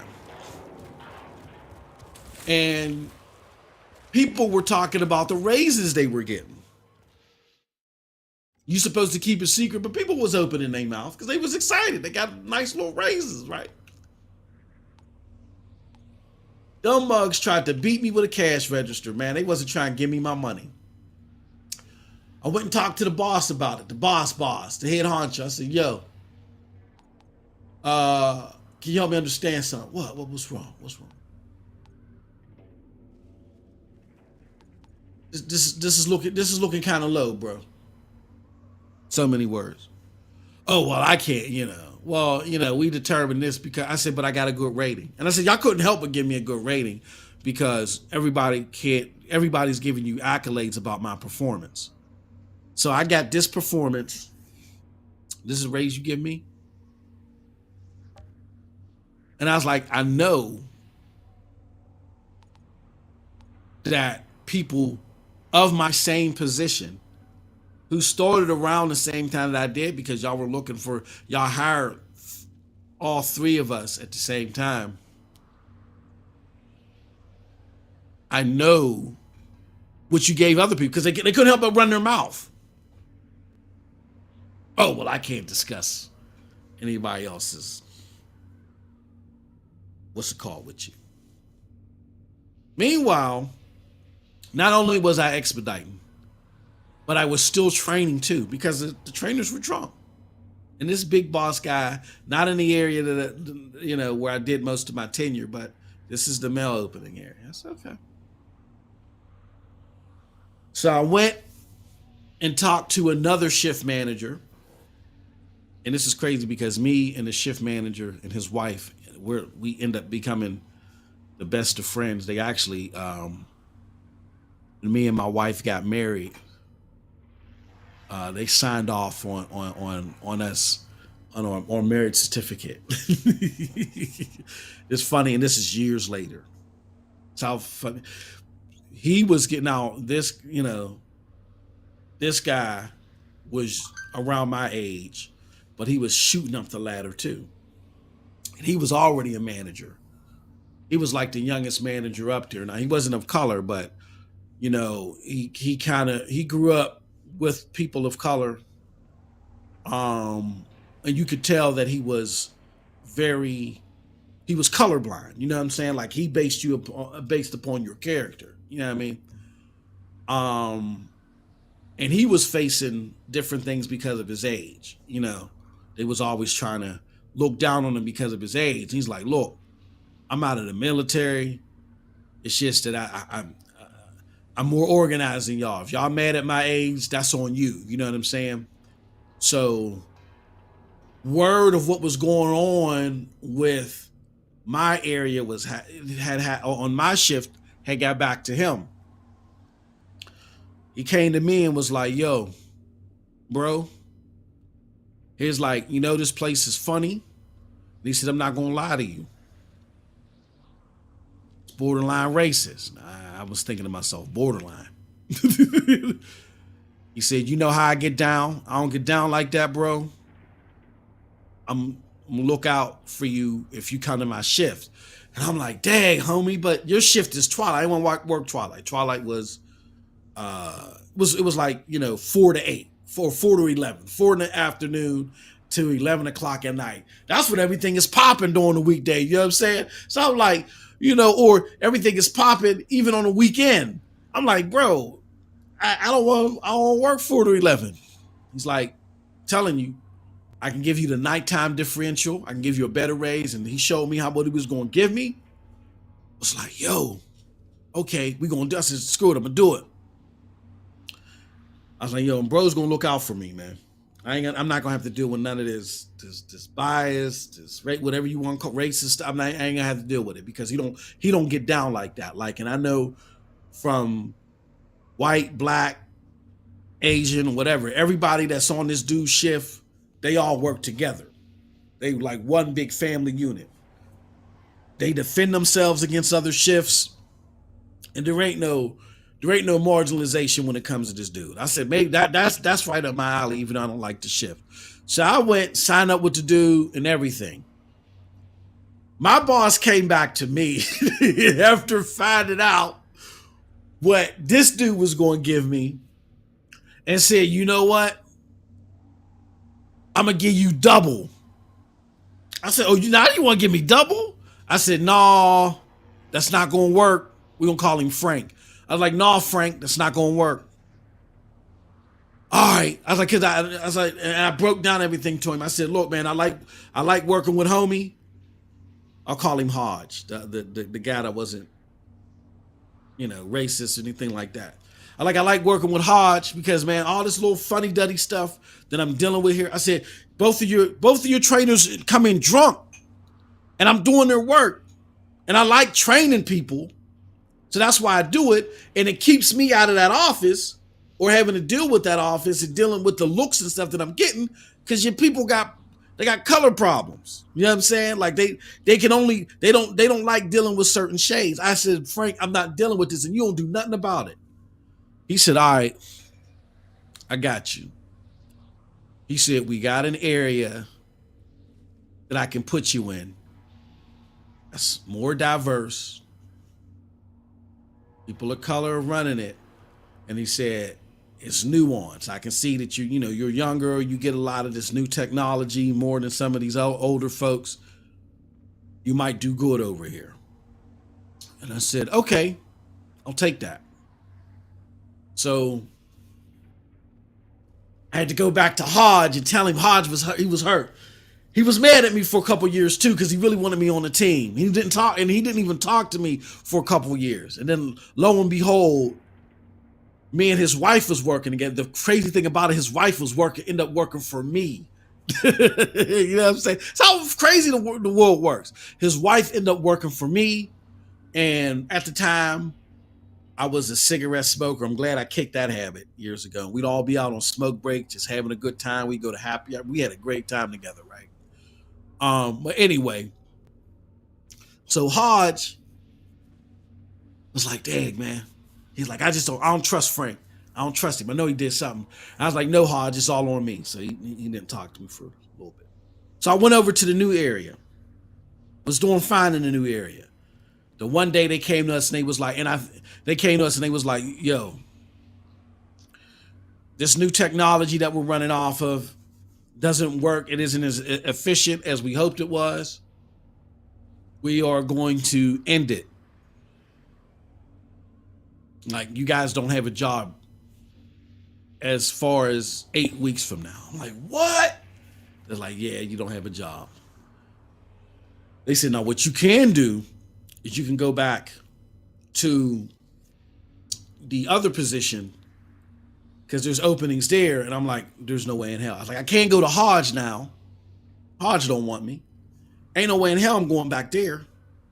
I was like, damn, I'm gonna have to try to ride this thing out and see what else I can find.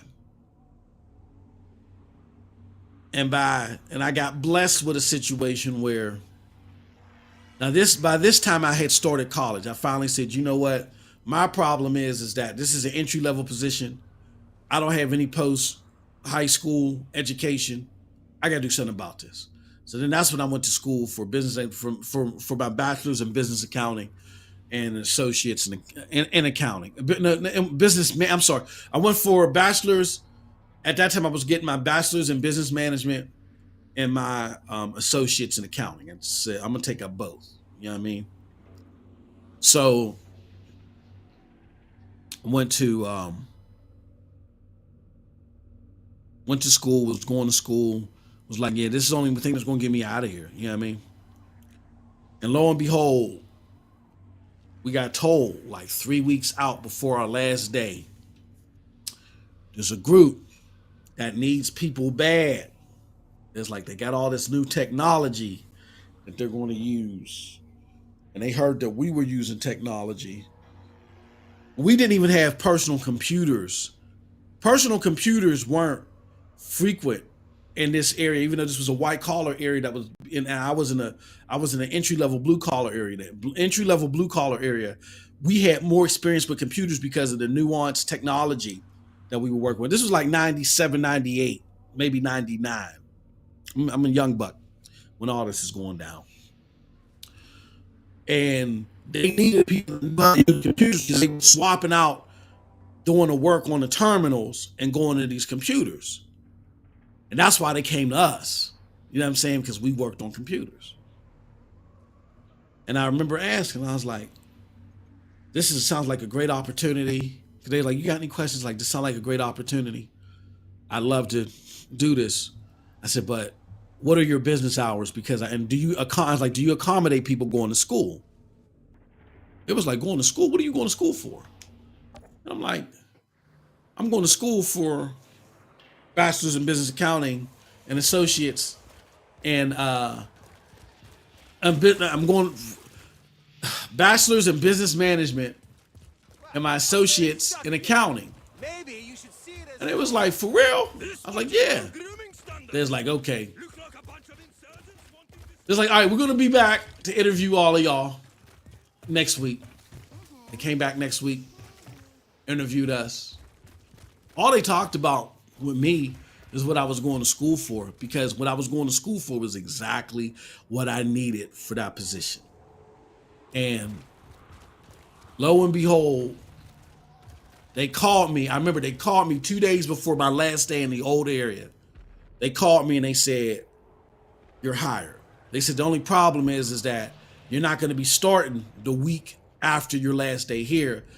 We couldn't bring you on until a week after that. So I was essentially laid off for a week. Just chilled at home. So I got like a week break. So I chilled for a week. You know what I'm saying? And then started my new position after that. You know what I mean? And then the rest is history. Then that's why I said I flew up the ranks. You know, became a manager, then started managing, then got my VP position, started managing managers, and as time went on, and I was like, you know what? I really know this area. I like it, but I don't want to be managing no more. You know what I'm saying? It was changes, behind the scene leadership changes, you know what I'm saying? And some of that old fogeyism stuff that I saw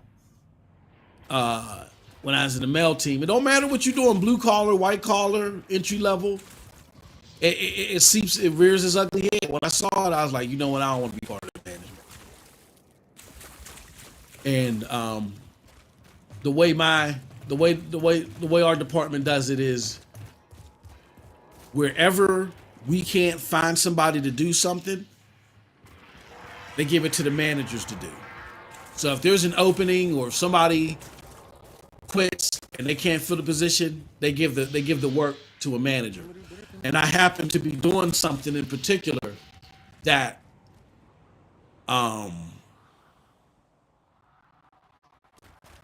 was being done by really a senior VP person in another department that they would replace, but they would try to train this person on that function, and they're like, no, this is way too much. Like, and they could never pawn it off on anybody, so I kept it.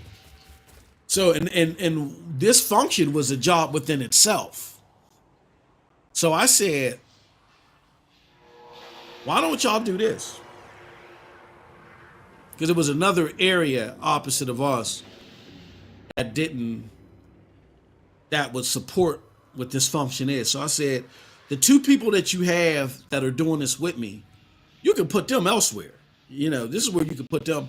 I'll own this function. I'll own this project, you know, and, you know, it could be like a project management thing, and it'll be my responsibility to where if I need backup, I'll go to the other department and they can back me up. And they was like, cool. So that's where we're at now. So with that said, you know what I mean? I could have very easily, you know, when all that stuff was happening downstairs or in the mail room, I did get discouraged, but I had a mentor at the time, and he ended up being my college professor, one of my college professors too. When all that stuff was happening and they weren't giving me the jobs that I knew that I was qualified for, Ain't nobody stupid. I could have just gave in. I remember I was at a low point. And my mentor came and encouraged me, no, bro, you got this. You could do this. You know what's going on, man. Come on, keep your head in the game. You got this. You could do this. Hey, And there's nothing wrong with that. I'm trapped There's down nothing in the wrong with yard. giving people There's people accolades, giving everywhere. people praise, Hello? especially when they do People something to just help let you. me out here. I know a lot of people feel that's cheesy and they're like, oh, why you do that? And that's something that I do regardless of color. You know what I'm saying? You always be gracious and always be thankful when people do stuff for you. You know, because they didn't have to. So those are my lessons for Black History Month. I didn't want to do nothing cliche, like pull out a Malcolm X banner, put on a Martin Luther King mustache, start reciting speeches. No, I gave you a little bit. I gave you a fair chunk of my work history, and I talked about things that I think are relative to what you may be seeing here in the content creation side, where the content creation side is missing that support mechanism, because a lot of times we're our own. You know, for people that really want something serious to be made out of this, a lot of times we're our own business people, and we don't work together. Well, no, it's my channel versus your channel. You know what I'm saying? That's the mentality we're in. But we can all help each other. You know what I'm saying? And when you see people getting marginalized, you know, don't have that crab in the barrel mentality. Help them out. That really goes for everybody. Because again, at the end of the day, I always try to help out everybody. But as somebody, as an African American and someone of color who has suffered through those marginalistic efforts, I make it my duty too to look out for those and say, hey, look, prayers and so forth. She's gonna have another procedure done on Monday, but it's a minor one, and then she's gonna come home and be in my hair, y'all. So content from me will come in the best way that it can, but I definitely want to thank everybody that listened to the studio duration. I appreciate all of y'all. And until next time, hopefully y'all got something from this. I know it did a lot of rambling, a lot of babbling. Hopefully y'all got something from this. But until next time, have a wonderful gaming day. Peace.